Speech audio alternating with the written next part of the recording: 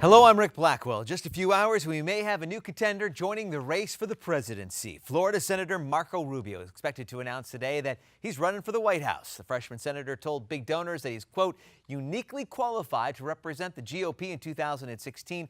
Rubio has an event planned for Miami, and then he will have fundraisers in New York and Boston later this week.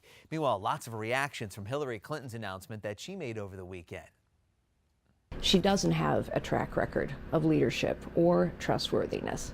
She's not the woman for the White House. Does America want a third Obama term? Or are we ready for strong conservative leadership to make America great again? Better than their failed big government policies that grow our debt and stand in the way of real economic growth and prosperity. And on Twitter, Wisconsin Governor Scott Walker also blasted Hillary Clinton's time as Secretary of State.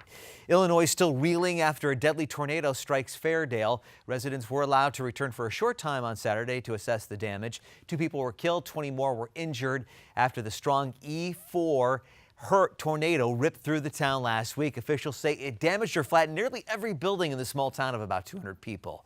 An Arizona judge sentences convicted murderer Jodi Arias to life in prison without parole. Just before she was sentenced, Arias had this to say. I am very sorry for the enormous pain that I've caused the people that love Travis. I never thought I would cause so many people so much pain.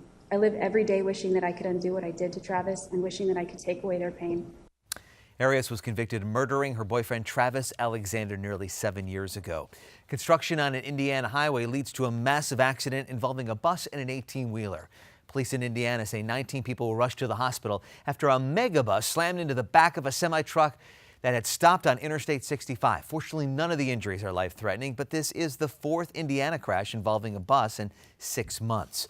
California man beaten by sheriff's deputies after a chase on horseback is free on bail. San Bernardino County Sheriff's Department says the 30-year-old suspect was released yesterday. Television news helicopter caught the 2.5-hour chase and the arrest last week that prompted an FBI investigation. 10 deputies were put on leave.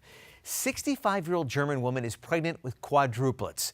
This is the woman from nearly a decade ago with her then newborn daughter, her 13th child. She says she wanted to have another baby because that little girl, who is now 9 years old, wanted a baby brother or sister.